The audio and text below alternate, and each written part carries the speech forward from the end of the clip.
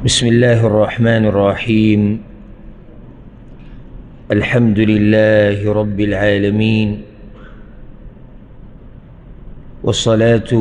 والسلام على أشرف الأنبياء والمرسلين نبينا محمد وعلى آله وصحبه أجمعين، أما بعد. دا یو روز سوال کړی دی، وایي چې د یو سړي د قربانۍ اراده یي او دی په دې لسو ورځو کې د ذوالحجې د اولنۍ لسو ورځې چې دي کې دی ویښتو نه سوال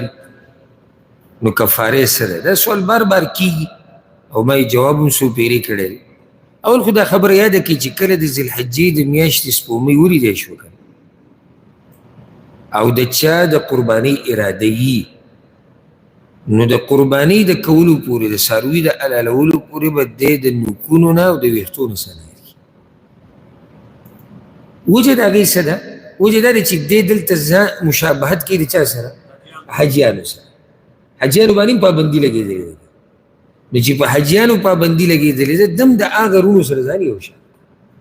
چې ګوره هغوی ته اجازت نشته حاجي چې کله اراده د حج وکړي احرام واچي هغه ته اجازت نشته چې ویښته لرې کړي نوکان لرې کړي احرام لرې کړي نو پابندیانو کې دی لګیا د الله بندګي کوي نو چې هغه هلته په پابندیانو کې لګیا د الله بندګي کوي موږ هم دلته ځان پابند کړی د بعضو کارو او هغه دا دی چې ویښته به نه لرې کړي نوکانو له به لاس نه وړي. دا مسله د ښځې دپاره هم ده دا د سړي دپاره هم او دلته ته فایدهمنه مسله ذکر کړه.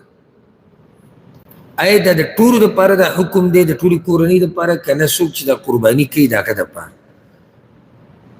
ګوره که یو سړی په احتیاط باندې عمل کوي چې ځکه بعض علما وایي په ټولو دا حکم لازم دی ځکه چې ثواب کې ټول شریک کېږي نو احتیاط خو دغې کې دی کې شک نشته خو نور زړه په دې مطمئن کېږي والله اعلم چې دا پابندي صرف په هغه چا لازم ده چې څوک دا قرباني کوي او خپل مال لګوي او دلیل په هغې دا دی لکه دې حدیث کې دی د ام سلمه رضی الله عنها روایت ته صحیح مسلم کې دی رسول صلی الله علیه وسلم وایي اذا رأیتم هلال ذي الحجه تاسو چې د ذوالحجې د میاشتې سپومۍ ولیده واراد احدکم ان یضحي او تاسو کې څوک اراده لري چې قرباني وکړي فلیمسک عن شعره واظفاره نو دی د ویښتو نه او د نوکانو نه ځان بند ګوره دې کې و اراده او تاسو کې چې څوک اراده لري اصل کې اراده د قربانۍ څوک لري؟ هغه څوک چې مال لګوي څوک چې مشر دا نور خو د ده سره تبعا داخل شوي دي نو د پابندۍ خیال خو به دی مکمل ساتي لازم به ساتي او که دا نور مثال کې د احتیاط باندې عمل کول غواړي د علماو د اختلاف نه ورته غواړي ټول دې خیال وساتي څو ورځې دي دومره ګران کار خو نه دی خو که چا نه دا کار وشو سړی دی پوهه نه دی یی قصدن دا کار ګوره دواړو کې فرق دی چې پوهه نه دی نو الله یې بلکل نه رانیسي خپله قرباني دې وکړي یا تیر شو یا چا پې زور زبردستي وکړه یو سړی پوهه دی دا کار یې وکړو د ګناه وکړه خو د دې کفاره څه ده هغه استغفار دی توبه ده الله ته واپس کېدل دي بله څه کفاره نشته او قرباني دې خپله وکړي قرباني صحیح ده عوام دا تپوس کوي چې دې کفاره څه دی نه هغه سوچ دی چې کېدای شي د دې سره وجیرې وایي یا د دې په بدل کې څه پیسې ورکوي نه دغه کفاره نشته کفاره د توبه ویسته او چې دې بعضو ته کله ووایي که نه چې کفاره توبه ویسته دي نو دته دا وړه ښکاري شي د هغه رجوع او د پیسو چې زه دا اسانه ده نه یعنې اوس شریعت کې راشي ته دوه روجې ونیسه مسله ستا حل شو بل طرف ته دی ته به توبه وباسې توبه به زه وباسم الله به یې قبلوي نه به یې قبلوي سوچ خبره ده نو ګرانه کومه به ده د توبې دا مسله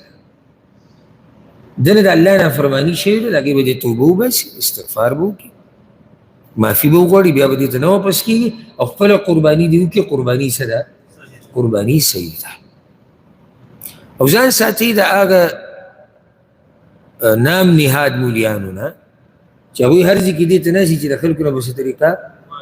مال ووایي. دا هم یو موقع ده، تا ته به وایي چې صبر وکړه، دا به اوس د ورځې شمارو،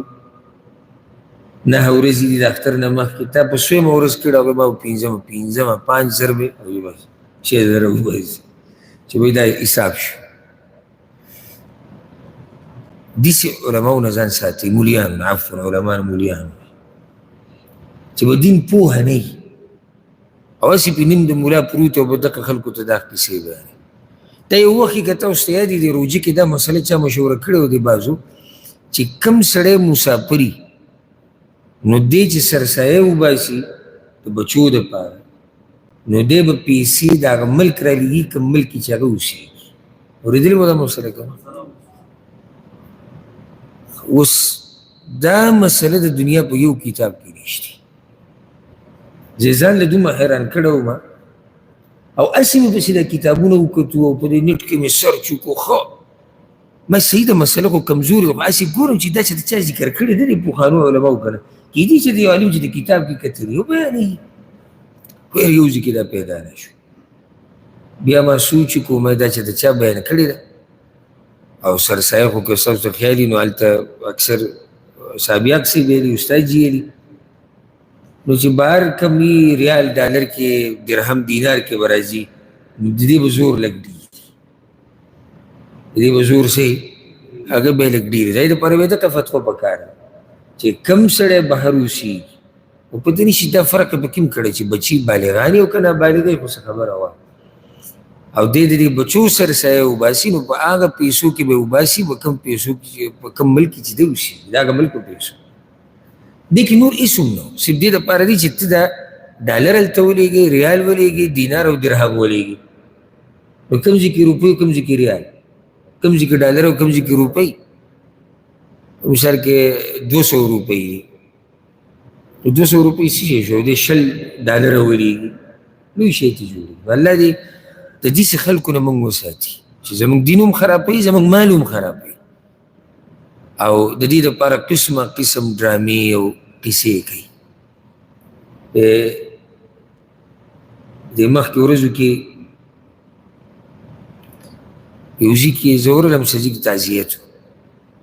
دلته چې ورغلم نو د هغوی هغه صحابیاق صاحب ناست و، پښتنو سره بعض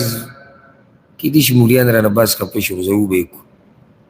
بعضو مولیان د پښتنو سره داسې ژوند تېر کړی دی لکه چې دا د هغوی د قبیلې ده، بس هغه د هغوی د قبیلې نوکر دی او هغه پرې خرچه کوي، غږ نشي کولی د دوی نه خوځېدی نشي. نو هغه تعزیت کې څه خبره شو نو مولوي صاحب ډایرکټ خبره شروع کړه، وایي نه جي د دوی خوی خو داسې نه دی او دا داسې او دا دغه. ما یې مولوي صاحب څه د دوی ترجمان یې که څنګه؟ وایي نه داسې خبره، نو ما زه به ته خبره کوم چې دا کار م غلط دی، ته ماته وایې نه دا خوی داسې او دا دغه داسې دی. څه شي ته دا دعوه کوې چې ما سره علم دی، علم دې مو وشرموه، ځان دې مو وشرموه، علماو دې مو وشرموه. نو احتیاط دې مسلو کې ډېر کوئ. داسې نه څوک درته وایي چې تا باندې مالي کفاره ده. په دې حج کې دا کیسې ډېرې راځي، ما ته دومره ټلیفونونه راځي چې یو چتولو څه دغه هم نه جوړېږي. اکثر یو ورځ راته یو کس ټلیفون وکړو، موږ د پاکستان نه راغلي یو حج نه او زموږ نه چې زه یم او ښځه راسره او کوم مولوي صاحب چې موږ سره پاکستان نه راغلی هغه زموږ نه 1000 ریاله واخیستو د دم. ما خو لا حج شروع شوی دی او 8 تاریخ نه مخکې کې شو. ما تاسو دې وخت کې څه ده؟ وایي نه دا چې موږ څنګه د جدې نه رالو مکې ته هوټل ته راورسېدو نو ټول یې راجمع کړو او چې هر یو د دم پیسې راوباسي او یو ګډ به 1500 دی. وایي موږ ته تپوس وکړو چې مولوي صاحب لکه دا وایي موږ خلاصه کړي نه دي، وایي سم کړي نه دي خو کوئ به یې ځکه چې جاهلان وي.